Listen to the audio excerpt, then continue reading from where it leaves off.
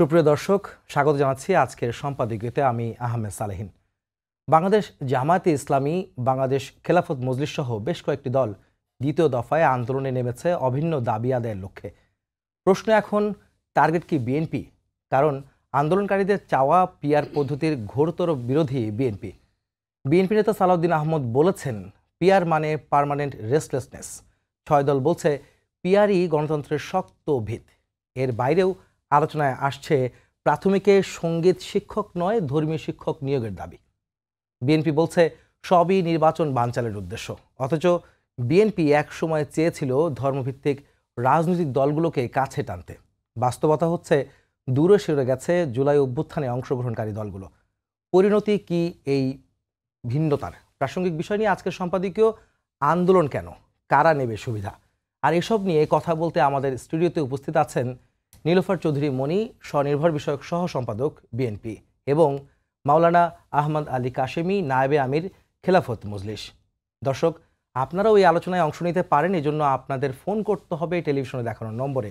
এছাড়া ফেসবুকের মাধ্যমেও আপনাদের মন্তব্য পাঠাতে পারেন। আলোচনা শুরুর আগে জেনে নেব এখনকার প্রধান শিরোনামগুলো। নির্বাচন বানচালকারীদের স্বার্থেই পিআর আন্দোলন, বলছে বিএনপি। ফ্যাসিবাদ বিরোধীদের পুনর্বাসনের শঙ্কা, দেশের স্বার্থে ঐক্যবদ্ধ থাকার আহ্বান জামায়াতের।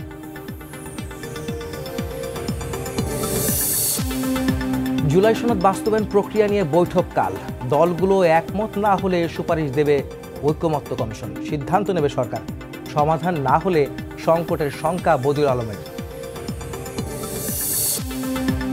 7 দিন পর খাগড়াছড়িতে 144 ধারা প্রত্যাহারের ঘোষণা। ভোট থেকে সদর ও পৌর এলাকায় থাকছে না বিধিনিষেধ। অবরোধ কর্মসূচি প্রত্যাহার, সহিংসতায় ক্ষতিগ্রস্তদের সহায়তা। এবং বিসিবির নির্বাচন পেছানো সহ অ্যাডহক কমিটির দাবিতে 48 ক্লাব সংগঠকের আলটিমেটাম। প্রশ্নবিদ্ধ নির্বাচনে ভোট দিতে অস্বীকৃতি, দেশের ক্রিকেটকে ধ্বংস না করার আহ্বান।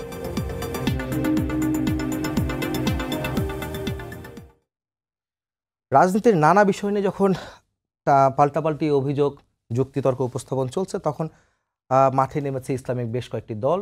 তারা অভিন্ন 5 দফা দাবিতে বা 6 দফা দাবিতে যেটি হোক, তারা রাজপথে নেমেছে এবং তাদের আন্দোলন এখন রাজপথে আছে। সামনে ফেব্রুয়ারিতে নির্বাচন। আর সেসব বিষয় নিয়ে আমাদের আজকের সাবজেক্ট, যে বিষয়টি রাখা হয়েছে, আন্দোলন কেন, কারা নেবে সুবিধা। প্রথমে আমরা যাব আজকের আমাদের অতিথি মাওলানা আহমদ আলী কাশেমি, যিনি নায়েবে আমির খেলাফত মজলিসের। তার কাছে আমার প্রশ্ন থাকবে যে নির্বাচনের আগে আলোচনার টেবিল ছেড়ে রাজপথে ইসলামিক দলগুলো, আপনারাও সেই সঙ্গে আছেন। বিএনপি পিআর বিরোধী, আপনারা পিআরের পক্ষে আছেন, তবে উচ্চ কক্ষে। আসলে এগুলি কি চাপে রাখার কৌশল, বা বিএনপি কি টার্গেট আপনাদের সামনে, যেহেতু বড় দল তারা? জি, বিসমিল্লাহির রহমানির রহিম। আপনাকে শুভেচ্ছা জানাচ্ছি এবং আমার সহ আলোচক এবং দর্শক শ্রোতা সবার প্রতি। আপনি যেভাবে আলোচনাটা শুরু করছেন যে কিসের জন্য আন্দোলন, আবার এটার ফায়দা কে নেবে, তাই না? এটা এখন তো মনে করেন এই যে ঐকমত্য কমিশনের সাথে দীর্ঘদিন যাবৎ রাজনৈতিক দলগুলার খোলামেলা অনেক ব্যাপারে আলোচনা হচ্ছে এবং এখনও এটা চলমান। তো বিএনপি একটা বড় দল, এই বড় দল হিসাবে তারাও তাদের বক্তব্য সেখানে দিচ্ছে, অন্যরাও তাদের বক্তব্য দিচ্ছে। তো এই বক্তব্যের মাঝে কিছু দল মনে করছে যে সরকারকে, আমি এটা যতটুকু বুঝি যে বিএনপির বিরুদ্ধে আন্দোলন হবে কেন, আমি একটা জিনিস বুঝি না, এই যত কিছুই হয় বিএনপি এখন নিজের ঘাড়ে চাপায়া নেয় কেন? বিএনপির বিরুদ্ধে তো আর বলে নাই যে বিএনপির বিরুদ্ধে আন্দোলন। এখন সরকার যেমনটা, যেই সরকারই আছে, সরকারটা একটা আছে, দেশে অন্তর্বর্তীকালীন সরকার আছে, দাবি দাবা এখন কোনো কিছু করতে হইলে তার মাধ্যমে করতে হবে। এমনকি আমরা আগামী জাতীয় নির্বাচন সুষ্ঠু, সুন্দর, নিরপেক্ষ ভালো একটা নির্বাচন যদি চাই, এইটাও তাকে দিয়েই আমাদের করাতে হবে। এখানে তো আর বিএনপি বসতে পারবে না বা অন্য কোনো দল বসতে পারবে না। এবং এই সরকার, আমরা মনে করি এই সরকার জনতার সরকার, সকল মানুষের সরকার, যেভাবেই হয়েছে। এবং এই সরকারের বড় শক্তি হইল বিএনপি এবং অন্যান্য যারা মাঠে যারা আন্দোলন সংগ্রামে ফ্যাসিস্টের বিরুদ্ধে যারা আন্দোলন সংগ্রামে ছিল সকলের অর্জন হইল এই সরকার বা সকলের প্রতিষ্ঠিত সরকার। এখন এই সরকারকে কিন্তু আন্দোলনটা তো এমন প্রক্রিয়ায় এই সরকারের উৎখাতের কোনো আন্দোলন নয়। বিএনপির উপরে বিএনপি তার ভিন্নমত থাকবে, সেটা হলো ভিন্ন কথা। ভিন্নমত থাকার বিএনপির একটা ভিন্নমত থাকতে পারে, দলও বড়, তারা যে কোনোভাবে ভিন্নমত থাকবে, তারা তাদের ভিন্নমত ভিন্নভাবে প্রকাশ করবে, অন্যরা তাদের মত ভিন্নভাবে প্রকাশ পাবে এবং এই আন্দোলন দিয়ে ফায়দা হওয়া না হওয়া, আমি তো মনে করি যে আন্দোলন যদি যৌক্তিক হয় তাহলে সবাই একমতে আসা দরকার। আর যদি আন্দোলন অযৌক্তিক হয়, এখন যে পিআরের কথা বলতেছেন আপনি, যেটা একটু পরিষ্কার করলেন এইভাবে যে পিআর, আমরা যেমন নাকি পিআর খেলাফত মজলিসের অবস্থানটা আমরা পরিষ্কার করছি বারবার যে আমরা একেবারে পিআর ছাড়া নির্বাচনে যাব না, এই ধরনের কোনো ইয়ে নাই। আমরা আগের পদ্ধতিতে নির্বাচন করতে আমাদের আপত্তি নেই, কিন্তু আমরা মনে করি যে পিআর পদ্ধতিতে নির্বাচন হইলে এইটা আসলে সত্যিকার অর্থে জনতার একটা সরকার হয়। তা বিএনপির বা অন্যদের ভিন্নমত থাকবেই, এটাই তো গণতন্ত্র, ভিন্নমত থাকা এবং ভিন্নমত ওনারা করবেন।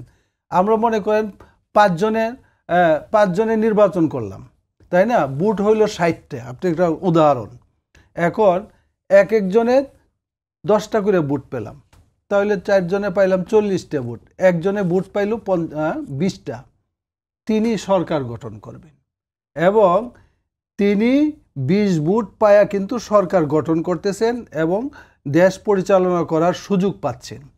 কিন্তু 40 বুট যে ভিন্ন দিকে আছে তারা কিন্তু সরকারের কোনো ধরনের অংশীদার হতে পারছে না।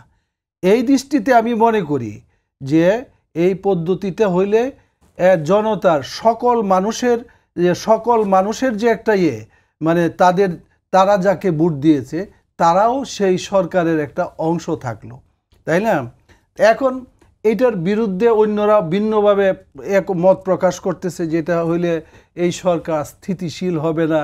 হ্যাঁ, কেন স্থিতিশীল হবে না? যদি আপনি ভালো কাজ করেন তাহলে আপনার সমর্থন তো কেউ প্রত্যাহার করবে না। আমি তো মনে করি যে এটা একটা ভালো পদ্ধতি, কিন্তু ভালো পদ্ধতি এই মুহূর্তে এরা ভালো পদ্ধতির কথা যদি কেউ পিআরের কথা বললেই, আমরা তো বলতেছি যে নির্বাচন ঘোষিত সময়ের মধ্যে নির্বাচন হোক, নির্বাচন বানচালের কোনো কথা তো এখানে আসে নাই। এবং নির্বাচনকে পিছায়া নেওয়ার বা বানচাল করা বা নির্বাচন করা হবে না, এই ধরনের বক্তব্য কিন্তু এখন এই যে যারা এই কয়টা দাবি নিয়ে মাঠে আছে এরা কিন্তু কেউ বলে নাই। সুতরাং সালাউদ্দিন সাহেব এক ধাপ আগে বাইরে উনি বুঝেন কেন? ওনারা তো বড় দল, একটু সহ্য করে বুঝবেন। উনি সবসময় বেশি বুঝার, হ্যাঁ উনি বেশি বুঝেন, কিন্তু এত বেশি বোঝা তো ভালো না যে ওনারা সরকার উৎখাত করার জন্য আন্দোলন করতেছে না, আবার নির্বাচন বিলম্বিত করার জন্য বা নির্বাচনকে বালচার কেন? 15 থেকে 17 বছর 18 বছর হয়ে গেছে এই দেশে একটা নির্বাচন হয় না। নির্বাচন যে কয়টা হয়েছে এটা তো আমরা নির্বাচন বলতে পারি না। হ্যাঁ, সেই আওয়ামী লীগ তার সাজানোভাবে 2021-এ 2014-তে করছে, 18-তে করছে, 24-এ করছে। হ্যাঁ, এইটা তো কোনোটাই নির্বাচন হয়নি। তো এখন যে এই দলগুলা বিএনপি সহ সকল দলেই কিন্তু এই দেশে তারা নির্বাচনে অংশগ্রহণ কোনো সময় করছে, কোনো সময় করে নাই। কাশিম সাহেব, আমি আপনার কাছে আপনার বক্তব্যটা আমি পরিষ্কার, আমি আরেকটু বেশি আমি কথাটা শেষ করি। আচ্ছা বলেন, আপনি কি বলবেন? জি বলেন। হ্যাঁ, সেটা হচ্ছে যে আপনি সালাউদ্দিন আহমেদকে যেটা বলছেন যে উনি বেশি বুঝেছেন, বা ঠিক আছে আপনি তার বিএনপিকে বলতেই পারেন, সেটা উনি হয়তো একটু আগে এসে কথাটা বলছেন যে দেশ অস্থিতিশীল হবে, কিন্তু বিভিন্ন দেশের রাষ্ট্রেও তো ওনার উদাহরণ দিচ্ছে, যুক্তি দেখেছেন যে বিভিন্ন দেশে 10 বছরে 14 বার সরকার ক্ষমতা পরিবর্তন হয়েছে, দেশে স্থিতিশীলতা ফিরে নেই। নেপালও একটা উদাহরণ হতে পারে।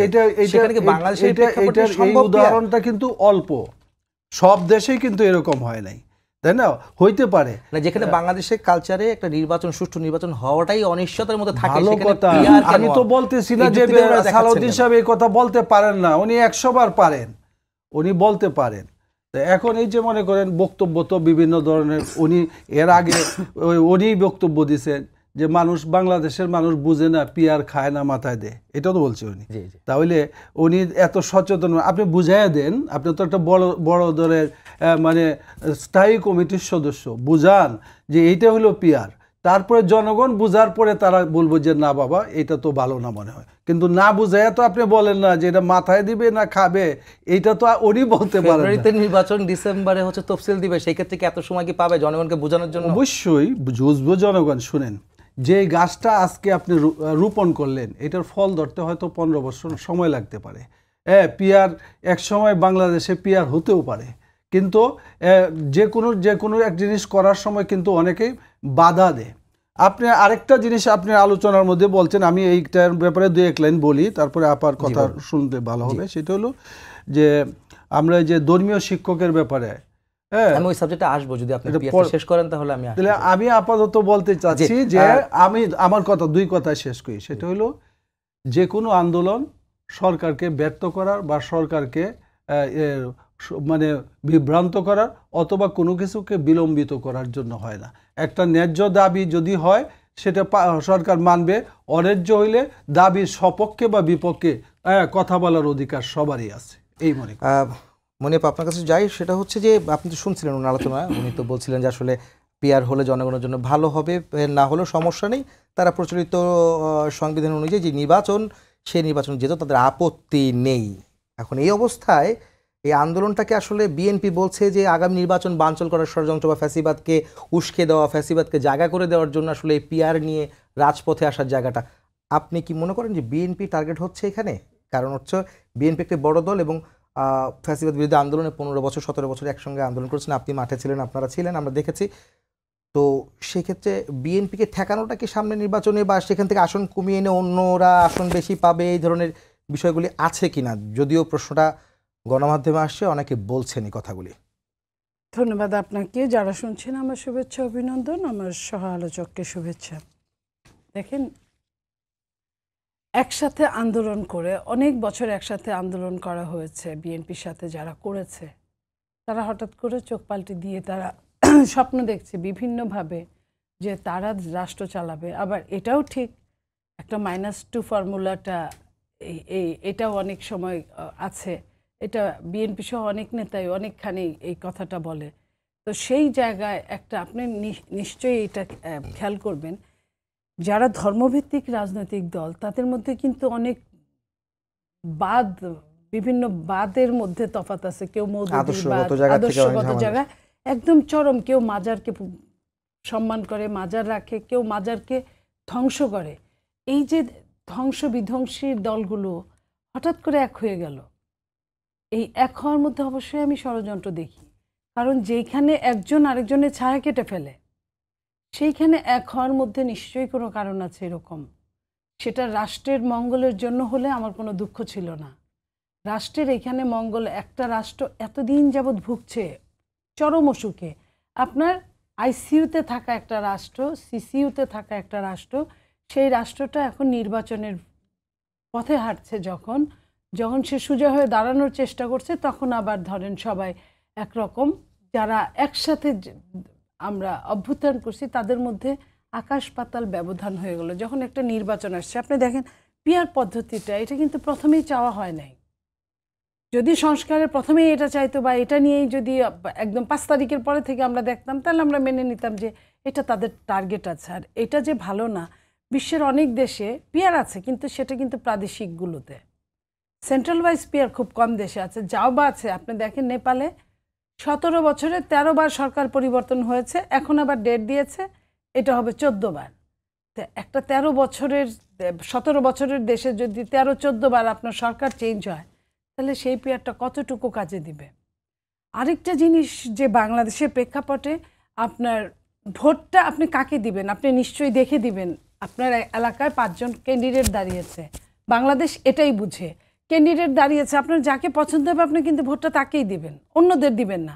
অন্যদের কেউ যদি আপনি একদম চরম অপছন্দ করেন, তাদের কেউ পাশ করলে কিন্তু আপনার খুব মন খারাপ হবে, এবং দেখা যাবে যে আপনি 5 বছর তার মুখোমুখি হলেন না বা গেলেন না। আর এখানে পিয়ার মানে হচ্ছে আপনি কাকে ভোট দিলেন সেটাও কেউ জানলো না, আপনার নির্বাচিত হয়ে আসলো যে তাকে কেউ চিনলও না। যে আপনার সিরিয়াল থাকবে, সিরিয়াল অনুযায়ী যদি আপনি 20টা পান তাহলে এক ধরনের লোক পাশ করবে, যদি আপনি 100টা পান তাহলে এক ধরনের লোক পাশ করবে। আপনার এলাকা এমনও হতে পারে আপনার এলাকা খালি যেতে পারে। এই যে আপনার এলাকা খালি যেতে পারে, তাহলে আপনি এই নির্বাচনটা হঠাৎ করে বলা নাই কওয়া নাই, কোথা থেকে কে বলল, আর আপনারা সব বুঝে না বুঝে হই হই করে উঠলেন।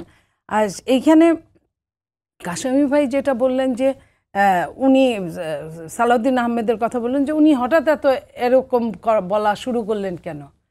নির্বাচনের যে কয়েক মাস আছে তার বলা ছাড়া কি বলার আছে যে এই নির্বাচনে 4 মাস কেন, 5 বছর যদি সময় দেওয়া হয়, পিআর পদ্ধতি কি জনগণের, সাধারণ জনগণের দোরগোড়ায় বুঝানোর মতো অবস্থা থাকবে? আর আপনার এখানে 3 মাস 4 মাসে আপনি যে আবদারটা করছেন, এই আবদারটা তো বৈধ আবদার না। এই আবদারটা তো হলে আপনার নির্বাচনটা পিছিয়ে যাবে নির্বাচনে। আর দ্বিতীয়ত আপনার এই আবদারটা কোনোভাবেই রাখাও সম্ভব না, এই কারণে যে পিআর পদ্ধতি আপনার সংবিধানেই নাই। যে জিনিসটা সংবিধানেই নাই সেটা যদি আপনি আবদার করেন, আন্দোলন করেন, হয় আপনাকে এটার জন্য আপনাকে গণপরিষদ ভোটের দরকার, আর না হয় আপনাকে ওয়েট করতে হবে আগামী নির্বাচনে যারা আসবে তারা যদি 3-এর 2 ভাগ যদি সংখ্যাগরিষ্ঠতা অর্জন করে তাহলে একমাত্র সম্ভব।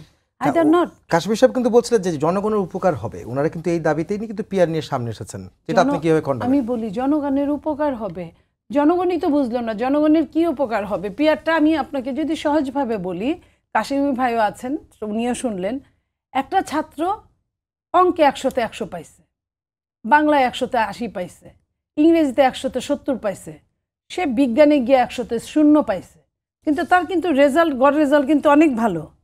এই গড় রেজাল্টে কিন্তু সে একদম ভালো ছাত্রের ক্রাইটেরিয়ায় পড়ে যদি আপনি যোগ করেন।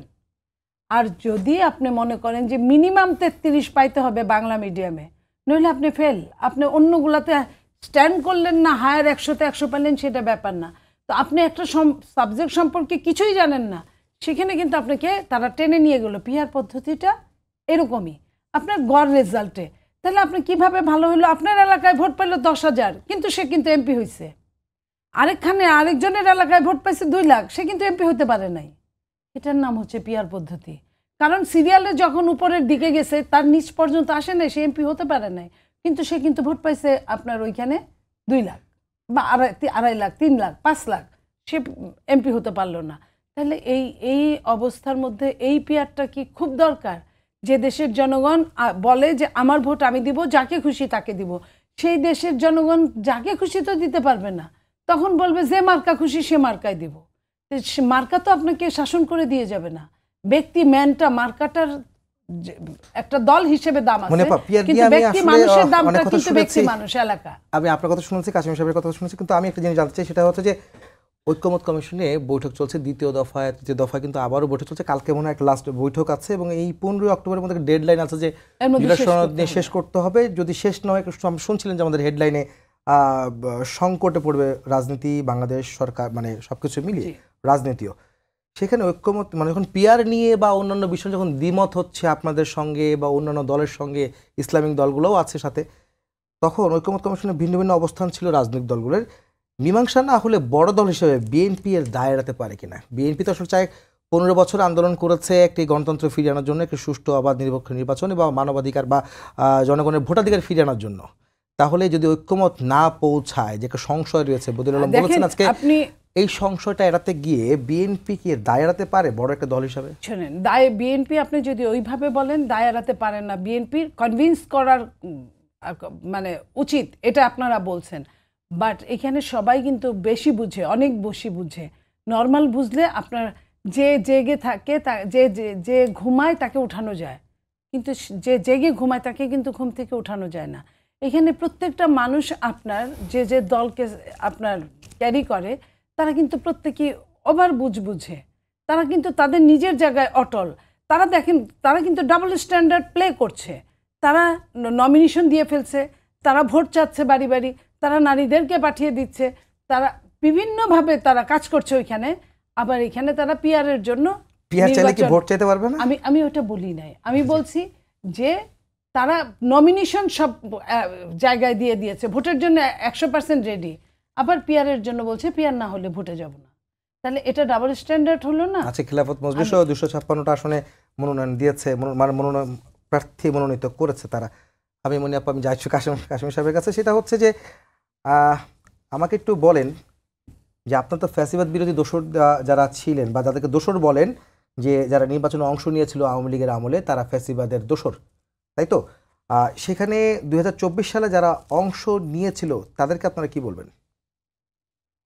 2024 সালে যেই দলগুলো নির্বাচনে অংশ নিয়েছিল আওয়ামী লীগের সরকারের অধীনে, সেই যারা নিয়েছে তাদেরকে আপনারা কি বলবেন? জি, আচ্ছা ঠিক আছে, আপনার এই কথাটা রইলো। আমার মনি আপা কিছু কথা বলছে, আপনি যদি একটু বলে নিতেন। ওইটা বলে নিতাম। জি, আচ্ছা, আমার ঠিক প্রশ্নের আছে। সাথে একটু আপনার কথাটা সেটা হলো, দেখেন বাংলাদেশে আওয়ামী লীগের এই দুঃশাসনের মধ্যে বেশ কয়েকটা নির্বাচন হয়েছে। এই কয়েকটা নির্বাচন আওয়ামী লীগ কোনো একটা নির্বাচনই সঠিকভাবে করে নেই। এইটার কোনো নির্বাচনে বিএনপি যোগদান করছে, কোনো নির্বাচনে অন্যান্য দলও যোগদান করছে। হ্যাঁ, যেমন 18 নির্বাচনে অনেকেই গেছে, হ্যাঁ, আবার 24-এর নির্বাচনে অনেকেই যায় নাই, আবার 14 নির্বাচনে অনেকে যায় নাই। এখন আমি যদি এটাকে দলীয়, আপনি বুঝতে পারছি আপনি কি বলছেন, দলীয়ভাবে যদি আমি চিন্তা করি তাহলে এটার দায় কিন্তু সবার উপরে আসে। কারণ এই ফ্যাসিস্টের অধীনে নির্বাচন করা না করার ভাব এটা সবাই জানতো, জানার পরেও কোনো সময় কেউ গেছে কেউ যায় নাই, এরপরে আবার কেউ গেছে কেউ যায় নাই। এমনকি 18 নির্বাচন মনে করেন দুপুরের পরেই দেখা গেল যে অনেকে দেখলে যে রাতে হয়ে গেছে, সেই দাবি অভিযোগগুলো আপনারা করেছেন। এখন এরপরেও কিন্তু এই নির্বাচনের মধ্যে বিএনপি কিন্তু 5টা আসন লাভ করলেন, এমনকি একটা মহিলা আসন। আমি কিন্তু এটা বুঝেন, এটা বোঝার দরকার। তাহলে এইখানে যদি এইটানের যে ওনারা বিএনপির মতো দল যে তাদের ভাব বুঝে নেই এরকম না, কিন্তু ওনাদের মতো দল যদি এটা প্রত্যাখ্যান করতেন পরিপূর্ণভাবে, তাহলে ফ্যাসিস্ট কিন্তু আর কন্টিনিউ করতে পারতো না। কারণ সবাই ওনারা প্রত্যাখ্যান করতে পারতেন। 14 সালে তো সবাই তো নির্বাচনে অংশ নেয় নাকি, তারপর তো ফ্যাসিস্ট কন্টিনিউ করেছে আপনার 24 সাল ভালো। পর্যন্ত। তাহলে বোঝা গেল আপনি মরার জন্য প্রস্তুত হয়ে যান, যে আমাদের আর এই দেশে বেঁচে থাকার কোনো উপায় নাই। উপায় যদি একটা তো করতেই হবে, চেষ্টা তো অব্যাহত রাখতে হবে। এবং 18 সালে করেছিলেন আর কি। হ্যাঁ, আপনি তখন জোট সঙ্গী ছিলেন, আপনারা ছিলেন। আমার প্রশ্নটা হচ্ছে যে জায়গাটাতে, সেটা হচ্ছে যে 2024 সালের নির্বাচনে অংশ যারা নিয়েছিলেন তার 27টা দল অংশ নিয়েছিল, এর মধ্যে 62টি দল বিএনপি বা দাবি অনুযায়ী আমরা দেখেছি তারা অংশ নেননি। সেই ক্ষেত্রে 24 সালের নির্বাচনটিকে বিতর্কিত নির্বাচন বলা হয়, আমিডামি নির্বাচন বলা হয়, এবং সেই নির্বাচনে আপনারা যখন অংশ নেননি, যারা অংশ নিয়েছিল তাদেরকে বলা হয় যে ফ্যাসিবাদের পক্ষের শক্তি। অবশ্যই, তাই তো? তাহলে আপনার 2024 সালে যারা ফ্যাসিবাদের শক্তি হয়ে এখনো আছেন, আমি এটার জবাব কিন্তু দিয়ে দিছি আপনাকে। সুতরাং জাতীয় পার্টির অংশ নিয়ে তাদেরকে আপনি নিষেধাজ্ঞা চাচ্ছেন, কিন্তু আপনাদের ইসলামিক দলে যারা 7টি দল যে অংশ নিয়েছে এখন রাজপথে আন্দোলনে আছে, তাদের মধ্যে একটি দল তো সেই 24 সালের ইলেকশনে অংশ নিয়েছিল, তারা কি ফ্যাসিবাদের দোসর না আপনাদের সঙ্গী? শুনেন, এইটাই বললাম যে দেখা যায় দোসররা এখন কিন্তু মিলিতভাবে উভয় দিকে আছে। আর আওয়ামী লীগের সাথে নির্বাচনের মানে এটা বিভিন্ন দলের হয়তো বিভিন্ন সময়ে ছিল, তাই না? এইটার জন্য তাদের সমালোচনা করা যাবে, এবং তারা যদি মনে করে যে আমাদের সেটা নেওয়া, তাদের দলীয়ভাবে সেই সিদ্ধান্ত তারা হয়তো ভুল ছিল, তারা এখন মনে করতেছেন যে এখন আমাদের এই দিকে থাকা দরকার। তো দলীয় সিদ্ধান্ত মানুষের পরিবর্তন হইতেই পারে। বিএনপিও হয়তো মনে করছে যে আমাদের 18 এই নির্বাচনে আমাদের যাওয়াটা জাতীয় পার্টির কথা তো দেখতেছি, জাতীয় পার্টি তো তাদের পার্টনারের যে দলীয় অবস্থান পরিবর্তন করেছে, তারা বলতেছে অলরেডি সুবিধাভোগী আওয়ামী লীগের, গোটা আওয়ামী লীগ যতদিন ক্ষমতা ছিল সবসময় তারা সুবিধাভোগী ছিল। সুতরাং তারা কিন্তু একেবারেই এটাকে গৃহপালিত বিরোধী দল বা আলোচনার মাধ্যমে তারা বিরোধী দল ছিল। সুতরাং জাতীয় পার্টির ব্যাপারটা ভিন্ন, জাতীয় পার্টির ব্যাপারের বক্তব্যটা একেবারেই ভিন্ন। তো যাই হোক, আপনি যেটা আমার বোন যেটা বলছিলেন আর কি, যে একবারে আইসিইউতে ছিল যে রাষ্ট্রটা, আমি তো মনে করি না যে আইসিইউতে ছিল। আপনার রাষ্ট্রই ছিল, রাষ্ট্রকে একবার হাইজ্যাক হয়ে গেছিল।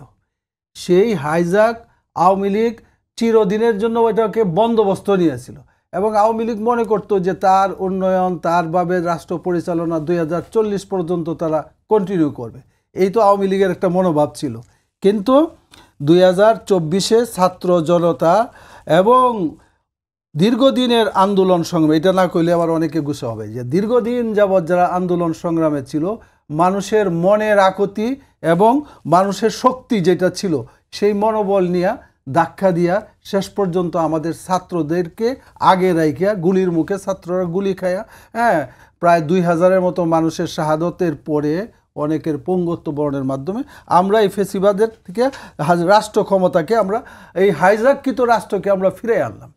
এখন আনার পরে যেটা হয়েছে, এখানে আমাদের অনেক কথা যে কি করবেন এই সরকার, কি করবে এই সরকার, একটা ভালো নির্বাচন করবে, তাই না, সংস্কার করবে, বিচার করবে, এইগুলা কিন্তু এই সরকারের এনে অনেকগুলা সমালোচনা আছে। বিচারও তেমন দৃশ্যমান না, যা তো শুরু হয়েছে, তাই না। জি। আর সংস্কার করতে করতে 1 বছরের উপরে সময় চলে গেছে, হ্যাঁ, সেই দৃশ্যমান কোনো ভালো সংস্কার করতে পারে নাই। এমনকি এটা বাস্তবতা আমি বলতে হই, এটা আমার বিরুদ্ধে গেল। সেটা হলো যে দেশ পরিচালনার ক্ষেত্রে যেই দক্ষতা তাদের হওয়া উচিত সেই দক্ষতা তারা দেখাইতে পারে না। এবং ডক্টর ইউনূস তার সরকারের মধ্যে এনজিও কর্মী কর্মকর্তা কোন জায়গায় কে ছিল এগুলোর খুঁজে দেশে আর কোনো মানুষ ছিল না। সে যেই মানে রাষ্ট্র পরিচালনা করার দক্ষতা যাদের আছে এই ধরনের লোক উনি বেছে আনতে উনি ব্যর্থ হয়েছেন, যার কারণে অনেক ক্ষেত্রেই কিন্তু বিশৃঙ্খলা কিছুটা তৈরি হইতেছে। সুতরাং আমি অবশ্যই বলি, এই জন্য আমরা বলি যে নির্বাচন বিলম্বিত হোক, এটা আমরা মোটেও চাই না। কারণ যতই বিলম্বিত হবে এইটা ঠিক আছে, কিন্তু এই দেশের কেন এই যে সালাউদ্দিন সাহেব এত নিজেরা মনে করে কেন নির্বাচন বিলম্বিত, ফেসিবাদ আইসা যাব, বিএনপির কর্মীরা কি আবার মানে গর্তের মধ্যে ঢুকে যাব? আসবে কি হবে? রাষ্ট্র তো আমরা রক্ষা করব। হ্যাঁ, রাষ্ট্র কি ইউনূসে রক্ষা করছে নাকি? রাষ্ট্র তো বিএনপি সহ সকল বিরোধী দল যারা মাঠে ছিল সবাই মিললে ফেসিবাদের পতন ঘটায়া, এবং রাষ্ট্র ক্ষমতায় কেউ ছিল না 3 দিন এই রাষ্ট্র চলছে, কিন্তু আমাদের ছেলেরাই চালাইছে, আরো ভালো চলছে, তাই না? মনিপা, আপনার কাছে একটু আসতে চাই, সেটা হচ্ছে যে গত ফেব্রুয়ারি থেকে ঐকমত্য কমিশনের আলোচনা চলছে, কিন্তু অনেকে ইঙ্গিত দিচ্ছেন যে মৌলিক সংস্কারে বড় বাধা একটি বড় রাজনৈতিক দল। এই দল কি আপনারা, বা আপনাদেরকে তো অনেকে ইঙ্গিত করেন, আমরা কিন্তু প্রকাশ্য দেখেছি যে ঐকমত্য কমিশনের আলোচনায় যদি ঐকমত না হয়, আমি আবার আসছিলাম কথাটাতে। দেখেন, আমি আপনাকে একটা কথা বলি, আমাদের ঐক্যমতের মধ্যে আমাদের পক্ষ থেকে সালাউদ্দিন ভাই এবং জবিউল্লাহ ভাই দুইজনই এটা মেনটেন করতেন। সালাউদ্দিন ভাই একদিন বলেছিলেন, আপনার খেয়াল আছে নিশ্চয়ই, যে এখানে এসে যতটা না হয়, আপনার আলোচনা না হয়, খানাপিনা হয়, আমি জানি না শেষ কি হবে, আমি জানি না। এবং এইসব বলেও কিন্তু প্রায় 7 শতাধিক 8 শতাধিক সংস্কারের মধ্যে 7 শতাধিক কিন্তু 51টা ছাড়া আর বাকি সবগুলোই কিন্তু প্রায় একমত হয়েছে। এই 51টার মধ্যে কিন্তু এগুলো কিন্তু আংশিক, পুরা সম্পূর্ণ না। আংশিকের মধ্যে আপনার পিআর আছে, আংশিকের মধ্যে আপনার জুলাই সনদ আছে, এই ধরনের বিভিন্ন কিছু। এর মধ্যে কিন্তু অনেকগুলো একমত হয়েছে। জুলাই সনদের মধ্যে আপনার ধরেন যে সরকার পরপর 2 বারের বেশি থাকতে পারবে না, প্রধানমন্ত্রীর ক্ষমতা কিছুটা রাষ্ট্রপতির যাবে, এই জিনিসগুলো কিন্তু ম্যাক্সিমামই কিন্তু আলোচনায় একটা লেভেলে চলে আসছে, এটা কিন্তু সবাই বলে। তো এখন যেটুকু হয় না, আমি যদি গণতন্ত্রের কথা বলি, গণতন্ত্র কি বলে? গণতন্ত্র 100-এর মধ্যে 51 জন হচ্ছে গণতন্ত্র সংখ্যাগরিষ্ঠ। তা আপনি সব সংস্কার সবাই যে এটা বলবে ওটা মেনে নেওয়া যায়? বিএনপি অনেকদিন দেশ পরিচালনা করেছে বলেই বিএনপি আপনি জানে যে এগুলা কোথায় কোনটা ধুপে টিকবে, কোনটা টিকবে না। এখন কেউ সরকারে নাই। এই সংস্কারগুলো কিন্তু 1-11 সময় অনেক সংস্কার হয়েছে। কয়টা সংস্কার বাস্তবায়ন হয়েছে? তো এখনো যে সংস্কার হবে যদি পরে বাস্তবায়ন না হয়, বিএনপি তো অ্যাটেন্ড করেছে। বিএনপি যে কথাগুলো পরে হওয়ার কথা সেই কথাগুলো আগেই বলতেছে। যেটা বিএনপি যে কমিটমেন্ট করে সেটা বিএনপি সম্পূর্ণরূপে রক্ষা করে। সেই রক্ষা করার জন্য বিএনপি যে কথাগুলো বলেছে যেটা হওয়া উচিত, এখন আমি সবই বললাম, পরে আমি একটাও করলাম না, তাহলে ওটা কি ভালো? তার চেয়ে বরং এখনই আমার যতটুকু এটা হবে কি হবে না, এটা কতটুকু হবে না, এগুলো সবারই চলতে হিসাব করতে হয়। আর বিএনপি হলো এমন একটা দল যে দলটা মানুষ মনে করে, জনগণ ভোট দিলে প্রত্যেকটা মানুষ মনে করে বিএনপি রাষ্ট্র পরিচালনায় আসবে। সেই কারণে সবাই মিলে একজোট হয়েছে বিএনপিকে পাকড়াও করো। যদি বলি যে জুলাই সনদের বাস্তবায়ন নিয়ে আপনাদের মতামত কি, মানে এটা সম্ভাবনা কতটুকু দেখছেন, এবং আগামী নির্বাচনে কোনো অনিশ্চয়তা দেখছেন যে নির্বাচন হবে কি হবে না? এই যে জুলাই সনদ, আমি এক লাইনে বলি, জুলাই সনদ আপনার এটা সংবিধানে নাই, যেটা সামনের সরকার আসলে সেই সরকার মিলে এখন একটা প্রাথমিক নিয়ে সবাই মিলে ইনিশিয়েট করতে পারে, কিন্তু সম্পূর্ণ সফলতার মুখ দেখতে হবে সংবিধানের মাধ্যমে। আপনার হাজয় যুক্ত হয়েছে, হাজয় যুক্ত হয়েছে এবং হাজয় যুক্ত হয়েছে, এইটার মাধ্যমে হবে। আর নির্বাচন নিয়ে যে কথা বলছেন, যেভাবে আন্দোলনগুলো হচ্ছে, বানানো আন্দোলন, এই বানানো আন্দোলনই প্রমাণ করে দেয় যে নির্বাচন একটা বড় শ্রেণী নির্বাচনটাকে যে কোনোভাবেই হোক পিছাতে চায়। যারা আন্দোলন করছে তারা তো বলছে যে হ্যাঁ আন্দোলন নির্বাচন পেছানোর পক্ষে তারা না, কিন্তু আপনার তাদের কর্মকাণ্ড বলে দিবে তারা পিছাতে চায় কি চায় না। মুখ দিয়ে যেটাই বলুন না কেন, আপনার কর্মকাণ্ড কি সেটাই বলেন। যদি পিছানোর মধ্যে নাই থাকেন, আপনি নিজেও জানেন যে পিয়ার এইবার, আর পিয়ার যদি হয়ও এইবার অন্তত হবে না, এইবার কোনো ওয়ে নাই এটা, তার মানে আপনাকে চতুর্দশ সংসদের জন্য অপেক্ষা করতে হবে। তাহলে আপনি কেন এখন ক্যাচালটা করছেন? কারণই কোনো ক্ষমতা নাই। এই সরকার, আমি লাস্ট লাইন বলি, এই সরকার হচ্ছে ইন্টারিম গভর্নমেন্ট, ইন্টারিম গভর্নমেন্টের কোনো আইন করার ক্ষমতা নাই। আপনার কাছে আমি আবার ফিরবো, আমি 1 মিনিটের মধ্যে একটু কাশ্মীর সাহেব বলবেন, সেটা হচ্ছে যে বিএনপির সঙ্গে আপনারা জোটে ছিলেন 2021 সালের পর থেকে, আপনারা 20 দলের জোটে নেই, কিন্তু এখন আপনারা একটি এক বাক্স নীতিতে এসেছেন, বা ইসলামীর যে বাক্স আর কি, ভোটের বাক্স, সেখানে আপনারা ভোটে যাবেন। কিন্তু কথা হচ্ছে যে বিএনপিও কিন্তু জানুয়ারি মাসে আপনাদের সাথে একটা বৈঠক করেছিল খিলাফত মজলিসের সঙ্গে। ওই বৈঠকে কেন আপনারা ঐকমত্যে পৌঁছাতে পারেননি? যে কারণে আসলে দেখছি যে আপনারা এখন জামাত সহ ইসলামিক দলের কাছে, দলদের সাথে একসাথে জোট করতে যাচ্ছেন। আপনি সময় আছে কতটুকু যাই না, শুনেন, বিএনপির সাথে তো আমরা চির বন্দোবস্ত কোনো করি নাই যে সবসময় বিএনপির সাথে থাকতে হবে। কেন যেতে হলো? বিএনপি আমাদের সে সবসময় রাখবে এইটাও তো তারা দায়িত্ব দেয়নি, যে সে এই দুটোটাই কিন্তু আছে, থাকা না থাকা, কোন সময় কার সাথে কে থাকবে। বিএনপির সাথে একসময় জামাতে ইসলাম ছিল, জামাতে ইসলাম, ওনারা জামাতে ইসলামকে মন্ত্রিত্ব দিয়েছেন, তাই না? তারা সরকার গঠন করার সাহায্য সহযোগিতা নিয়েছেন, মন্ত্রিত্ব তারা পেয়েছে। তো এখন এই জন্য যে চিরদিন, আরেকটা কথা হলো সবসময় যে বিএনপি এমন মনে করাটাও তো ঠিক না যে বিএনপি সবসময় এই দেশ পরিচালনা করবে, যে ভোটের মাধ্যমে যদি জনগণ ভিন্নতা চায় সেটা বিএনপি মনে করবে না যে আমরা কতবার পরিচালনা করছি, সেটা দিবে না বিএনপি। জনগণ যদি, আরেকটা কথা দেখেন, আমি এক শব্দে বলি আপনাকে, এই দেশে এখনো মানুষে কিন্তু পিয়ারের একটা প্রচলন আছে। বলে কিভাবে সেটা হলো এই বিএনপি এখন পর্যন্ত মানুষ মার্কাকে ভোট দেয়, কথা বুঝছেন? আর পিয়ার কিন্তু মার্কাকে ভোট দেওয়ায় ব্যক্তি দেখে ঠিকই। এই জন্য বিএনপির একটা টিকিট পাওয়ার জন্য কোটি কোটি টাকা তাদেরকে দিয়ে, এইটা শোনা যায় আর কি, দেখি নাই তো। কেন তারাও মনে করো এই মার্কার টিকিটটা পেয়ে গেলে আমার ফার্স্ট মোতাবেক নিশ্চিত। আপনারা কি কোনো জোটে যাচ্ছেন কিনা? অবশ্যই জোট শোনেন, বিএনপির 31 দফার মধ্যে কিন্তু একটা জিনিস আছে যে বিএনপি জাতীয় সরকার বানানোতে আগ্রহী, এবং বিএনপির সাথে যে বিএনপি চায় যে ছোট ছোট দলগুলো জোট হোক এবং তারাও একটা এই দেশের সরকারের একটা অংশ হোক। অভিজ্ঞতা আছে আপনাদের? সেটাই, এখনো বিএনপি আলোচনা চালিয়ে যাচ্ছে, কার সাথে কে শেষ পর্যন্ত থাকবে এটা দেখার বিষয়। ধন্যবাদ মনিয়াপ্পা। কাশিম সাহেব আপনাকে ধন্যবাদ। সবাইকে ধন্যবাদ জানিয়ে শেষ করছি আজকের সম্পাদকীয়। আগামীকাল আবার দেখা হবে একই সময়ে। শুভরাত্রি।